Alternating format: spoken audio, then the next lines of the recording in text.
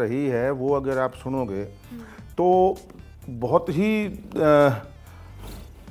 मैं बता नहीं सकता कि मतलब किस किस टाइप के दिन देखे हैं मैंने। मतलब जब मुझे याद है मेरी मदर की जब डेथ हुई, हमारे पास पैसे नहीं थे, एक टाइम ये खाएंगे, 3 भाई एक टाइम ये खाएंगे और खाने में मतलब क्यारियों की जो सब्जियां हैं और सुबह जो लस्सी का डोलू भर के आता था वो ही पूरा दिन हम खाना उसी में खाते थे। उसके साथ तंगे वतंगे लूटना, बकरियां चराना, बकरियां थी हमारे घर, गाय थी, बकरियों के लिए घास काट के ले आना, गोबर इकट्ठा करना, न्यार की जगह देखना, लकड़ियाँ इकट्ठी करना ईंधन वास्ते, मतलब उसके वास्ते रोटी पानी, हाँ चूल्हे वास्ते।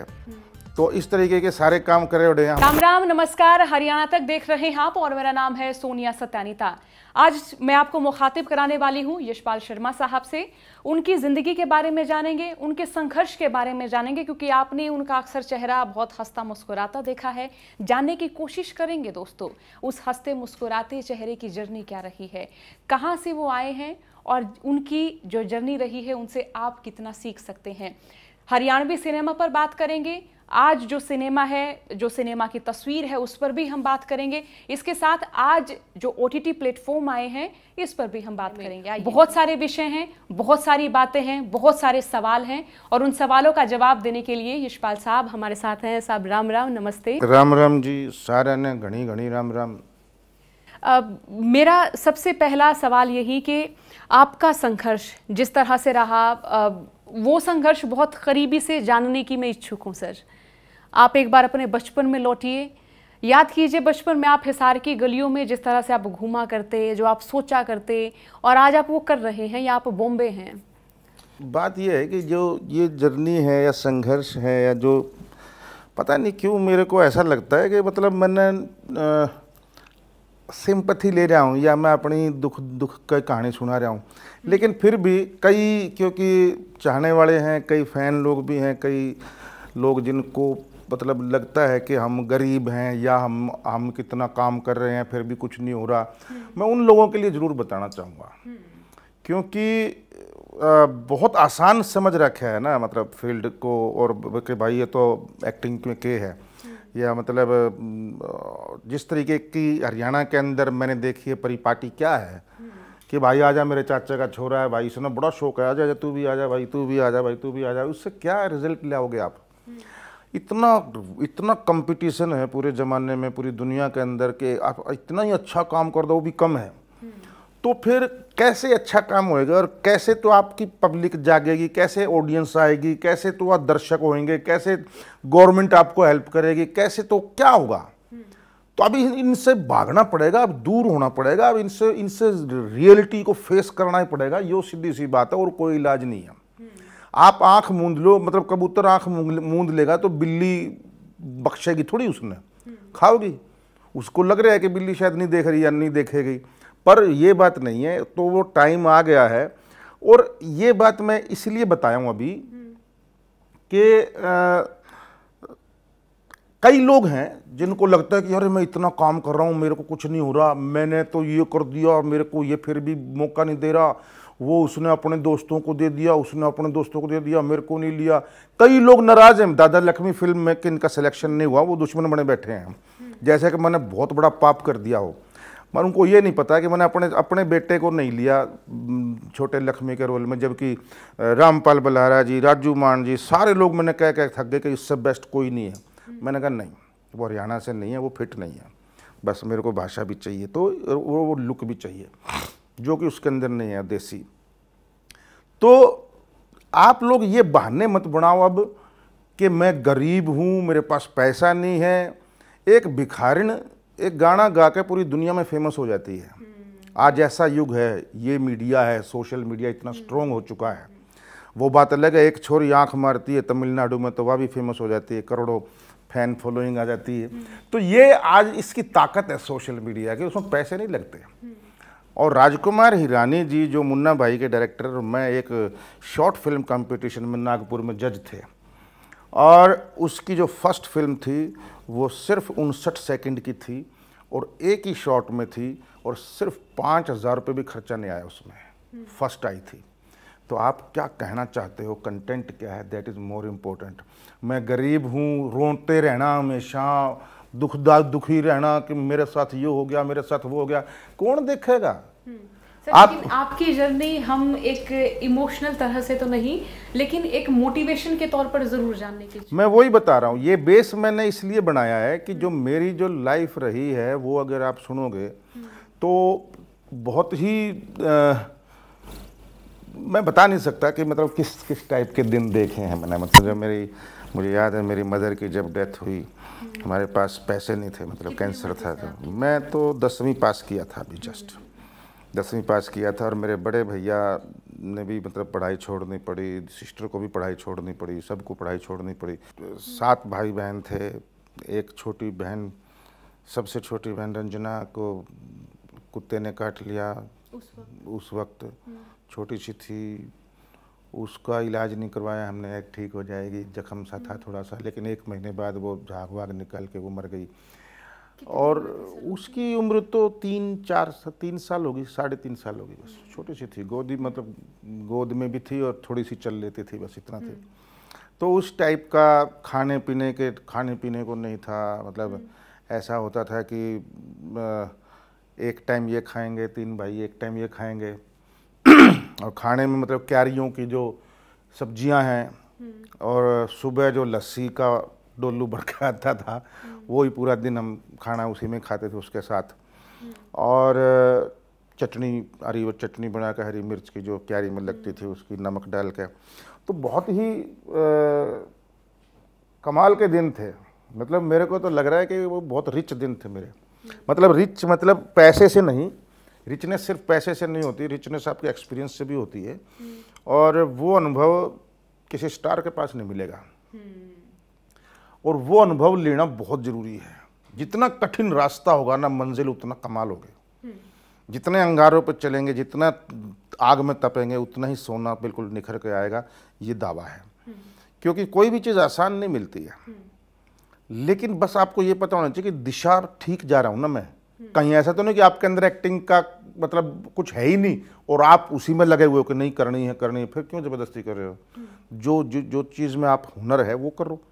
तो इस टाइप के बहुत सारे यंग जनरेशन वो झेलती है ये वाली चीज़ें कि क्या करें, किस में जाएं। सबको एक्टिंग में ऐसा नहीं होता। कैमरा में क्या पता आप कैमरे में अच्छे हो, एडिटर अच्छे हो, क्या पता सिंगर अच्छे हो, क्या पता डांसर अच्छे हो, क्या पता क्या अच्छे हो, बहुत सारी चीज़ें हैं, डायरेक्शन अच्छी हो, को भरोसा नहीं, उसमें ही करना है। और दूसरा, सोनिया जी, जब मुझे याद है मतलब मेरा जब एडमिशन हुआ था 25 पैसे में एडमिशन हुआ था, 15 पैसे फीस थी, सरकारी स्कूल था। और स्कूल भी ऐसा था, मधुबन पार्क नाम था उसका, मधुबन पार्क स्कूल, ये हिसार का जो स्टेडियम है उसके पास था। हिसार शहर में ही परवरिश हुई आपकी? हाँ, हिसार शहर में हुई, लेकिन जो इलाका था वो चपड़ासियों की लेन थी और क्यारियाँ, पूरा गांव जैसा पूरा माहौल था। और फिर छुट्टियों में हम गांव भी जाते थे, पूरी छुट्टियां गर्मियों के गांव में बीतती थी। तो मधुबन पार्क स्कूल उसमें 3 मैडमें थी जो हमेशा सिलाई बुनाई करती रहती थी। एक कमरा था, उसमें कुछ सामान, ब्लैक बोर्ड वगैरह पड़ा था, टाट वगैरह पड़े थे। एक और कमरा था, बड़ा हॉल, उसमें सरकार ने बोरियां रख रखी थी दलिये की, मतलब खूब सारा भरा हुआ था। मतलब अब बरसात आती थी तो हमारी छुट्टी हो जाती थी, तो हम ना भगवान से ये दुआ करते थे कि भगवान बारिश आ जा, बारिश आ जा। बहुत ही 5वीं तक, मतलब फिर 6ठी से हमने ABCD सीखी जाट हाई स्कूल हिसार में। तो उस टाइप का एक टाइम था जब मैं उसकी बात कर रहा हूँ। पतंगे लूटना, बकरियां चराना, बकरियां थी हमारे घर, गाय थी, बकरियों के लिए घास काट के ले आना, गोबर इकट्ठा करना, न्यार की जगह देखना, लकड़ियाँ इकट्ठी करना, ईंधन वास्ते, मतलब उसके वास्ते रोटी पानी, हाँ, चूल्हे वास्ते है। तो इस तरीके के सारे काम करे उड़े। हम अपनी किताब ले जाते थे, कॉपी किताब, और सीधा बकरियां चराने जाते थे, वहाँ बैठ के पढ़ते भी थे। और वहाँ चांदमारी थी, गोलियां चलिया करती, जो ट्रेनिंग लेना आया करते वो गोलियां चलाया करते। तो उसके जो रांग के जो छर्रे या वो रह जाते थे, वो हम इकट्ठा करते थे, बेचते थे। कहीं कोई लोहा मिल गया वो इकट्ठा कर लेते थे, बेचते थे। तो बड़ा ही कमाल का जीवन रहा है। मतलब मैं डिटेलिंग में क्या बताऊं अभी, लेकिन एक किस्सा मैं ज़रूर आपसे शेयर करना चाहूँगा, comparison to Bombay and Hisar.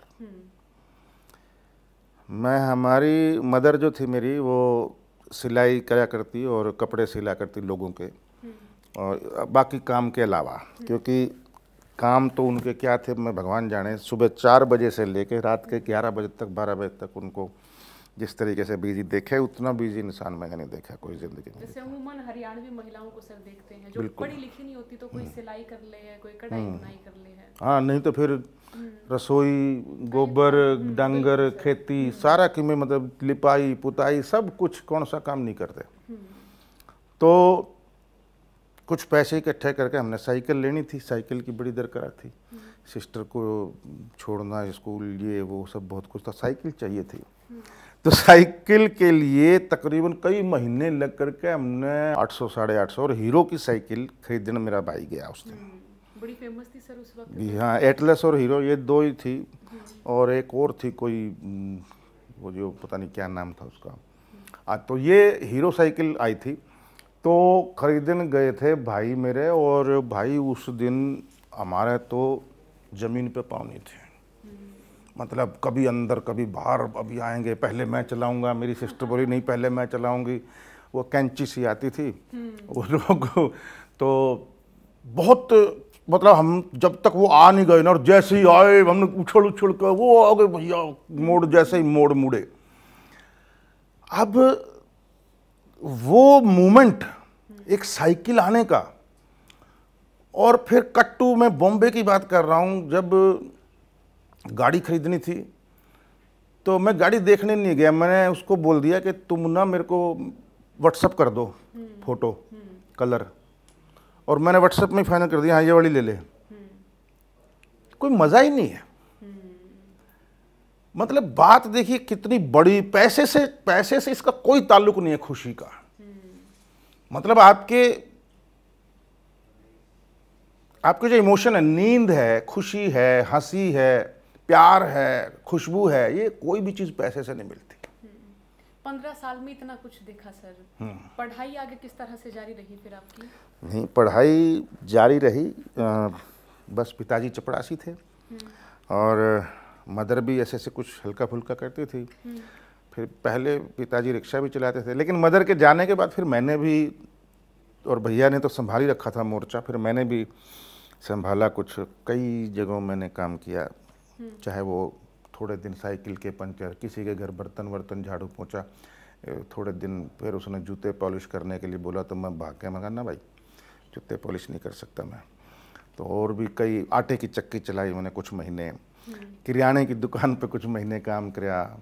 तो मेरा बड़ा भाई एक पटाखे और रंग, दिवाली में पटाखे बेचा करता है, 4 रुपये लगा, तो उसमें भी हमने हेल्प करी।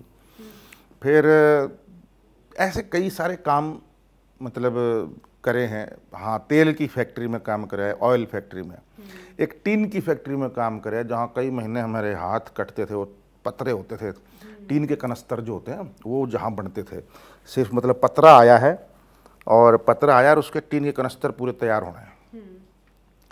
इस तरीके से कई चीज़ें की हैं, लेकिन कभी भी ऐसा नहीं, निराश नहीं हुए, ये बढ़ते हताश नहीं हुए सर ना, जो मिल रहा था उसको लेके भी कभी कंपैरिजन नहीं रहा ना। दूसरे बच्चों। और बल्कि सोनिया जी, मैं आज अगर मैं याद करता हूँ ना, तो वो लाइफ जो थी ना, वैसी लाइफ को तरस गया मैं दोबारा कि कब मिल जाएगी। मैं ना अब भी गांव में जाके वही लाइफ ढूंढता हूँ। मैं अभी बिहार में शूटिंग करके आया हूँ, और मेरा एक 4-5 लड़कियों के बाप का रोल था, तो मैंने सारे बाल सफ़ेद करे और उस करेक्टर में जाने की कोशिश करी, और 25-26 दिन वहाँ शूटिंग करके आया मैं।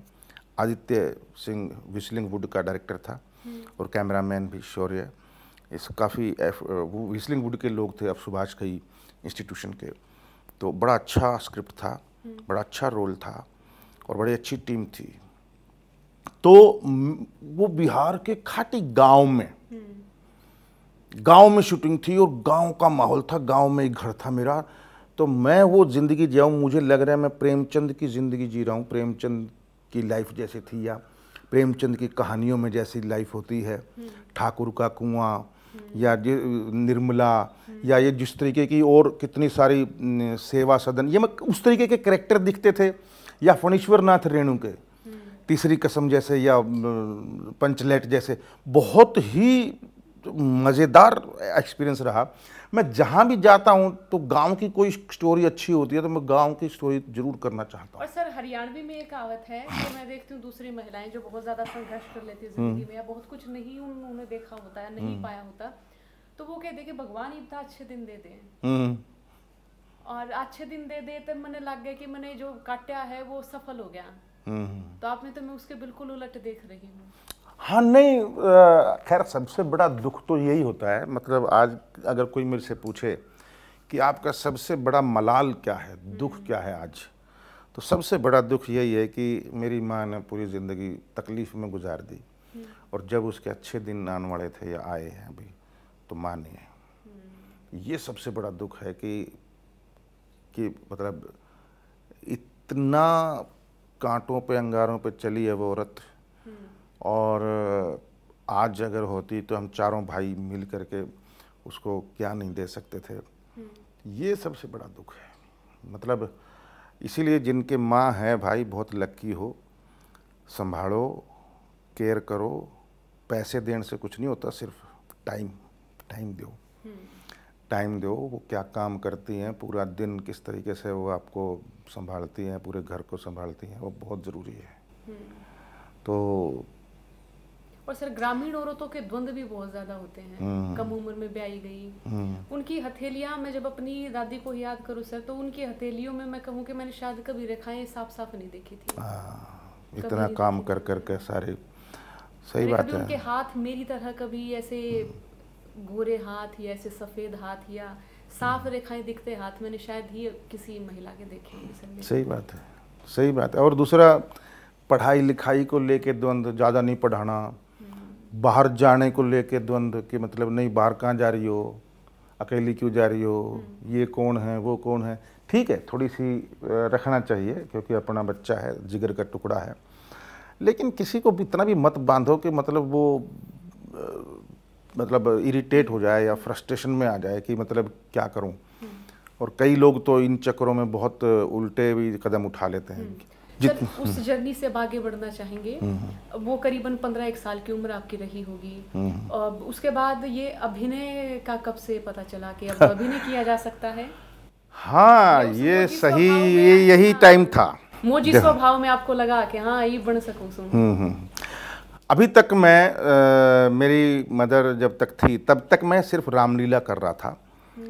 रामलीला या धार्मिक नाटक हमारी कॉलोनी में होते थे, मतलब बोरियां लगा करके, और मैं मेन रोल करता था और मैं डायरेक्शन में भी हेल्प करता था। एक चंदगी राम जी होते थे, एक फ़कीर चंद परदेसी होते थे जो डायरेक्टर होते थे, हारमोनियम बजाते थे। बड़े इंटरेस्टिंग लोग के नाम ले रहा हूँ मैं ये, क्योंकि पढ़े लिखे नहीं थे, लेकिन एक तो स्वीपर थे और दूसरे भी स्वीपर थे, और वाल्मीकि कास्ट के थे, हरिजन। और खैर कास्ट तो हमको तो कभी समझ में नहीं आया, आज तक भी नहीं आया, मैं कभी सोचता ही नहीं कास्ट में। उन्हीं के घर खाते भी थे, रिहर्सल भी करते थे, और बड़ा ही अच्छा माहौल था। इतना जोश होता था ना, वो जोश अभी लगान फिल्म में भी इतना जोश नहीं देखा मैंने जो उस वक्त था।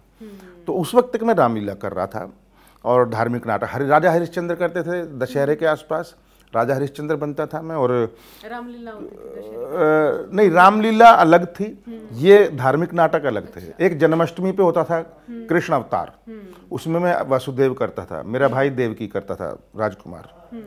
और रामलीला होती थी तो मेरे बड़े भैया राम बनते थे, और एक कौन था संतलाल, वो लक्ष्मण बनता था, या सुरेश कवि, और मैं हनुमान बनता था उसमें।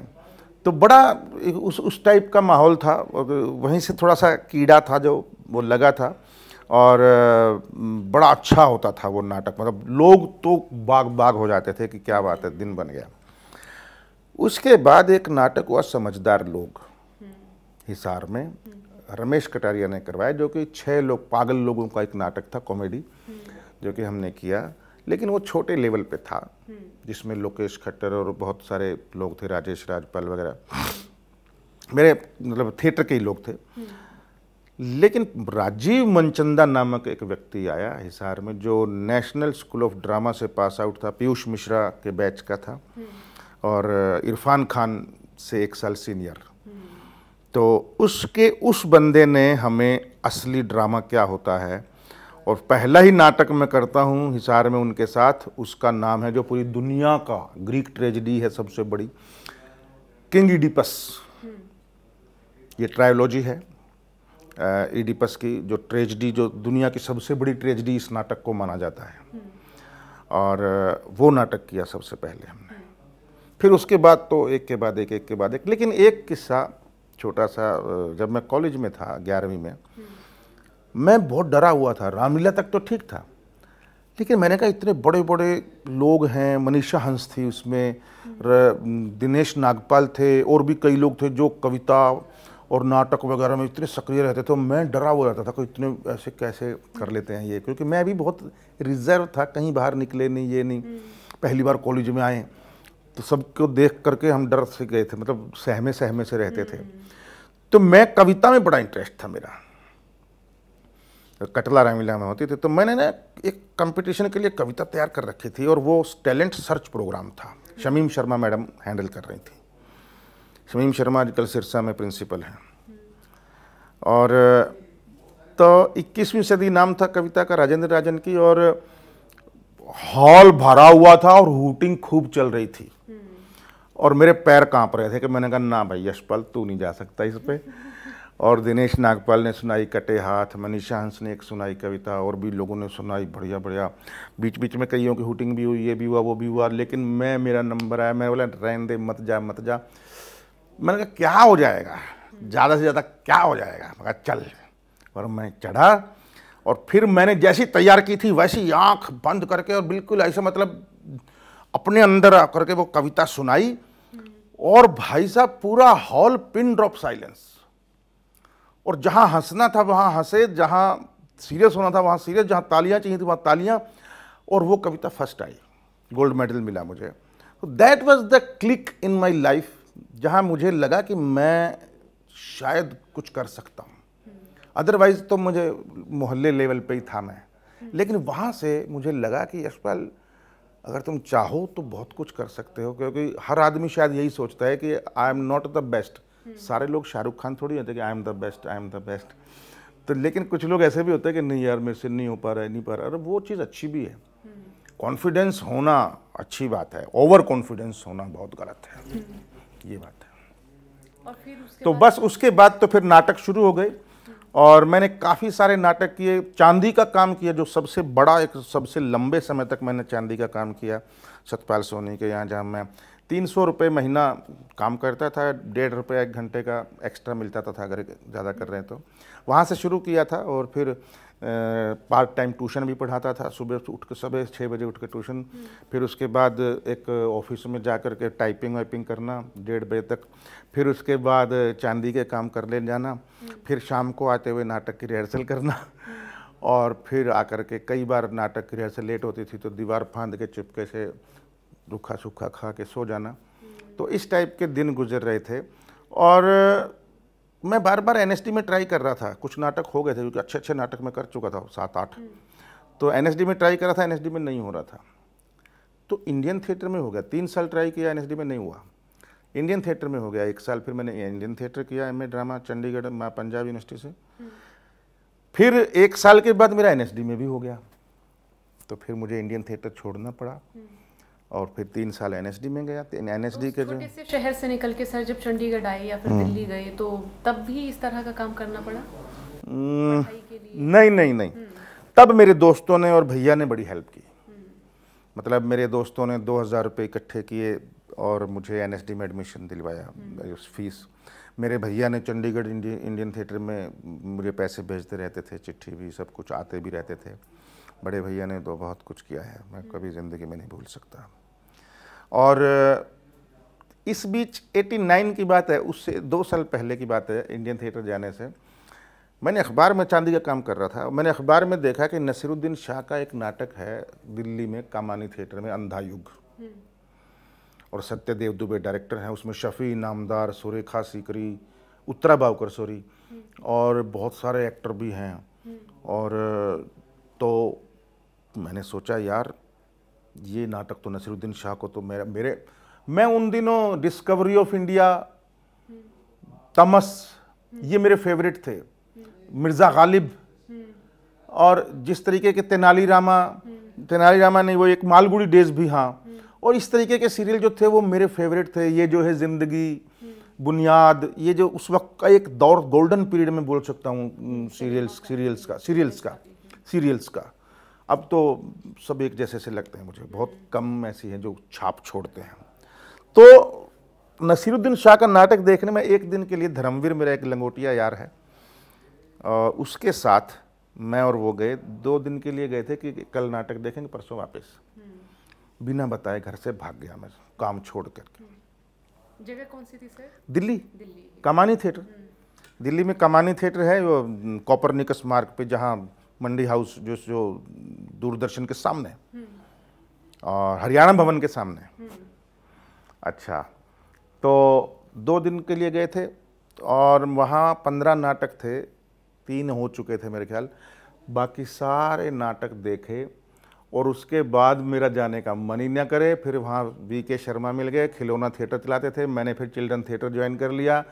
फिर वो नाटक शुरू हो गए मेरे बच्चों के, जिसमें अनामिका अख्तर का भी एक नाटक मैंने किया था। अनामिका अख्तर की फिल्म रिलीज़ हुई है, घोड़े को जलेबी खिलाने ले जा रही हूँ, ये फिल्म का नाम है। रघुवीर यादव में, बहुत अच्छी फिल्म है, जो भी सुन रहे हो अगर आपके आसपास लगे तो ज़रूर देखना। तो अनामिका अख्तर का भी नाटक था और बाकी भी और नाटक थे। तो मैं 4 महीने वहाँ रहा। फिर मुझे लगा कि NSD में अगर एडमिशन लेना है ना तो दिल्ली में नहीं रहना चाहिए। मुझे ऐसा लगा कि लोकल लोगों को वो कम लेते हैं, ज़्यादा, मतलब कोई बहुत ही खास हो तो बात अलग है, क्योंकि वो दिल्ली, उनको लगता था कि दिल्ली के लोग पॉलिटिक्स में ज़्यादा इंटरेस्ट है। तो मैं फिर वापस चला गया और फिर मैं तैयारी शुरू की। फिर इंडियन थिएटर हुआ, वही वापस फिर NSD हुआ। फिर NSD रिपेटरी रहा 2 साल। ये जो 5 साल रहे मेरे NSD के, और 1 साल इंडियन थिएटर और 5 साल ये NSD एंड रिपेटरी, ये मेरे जीवन का क्रिएटिवली द बेस्ट पीरियड रहा। मतलब इसका कोई मुकाबला नहीं।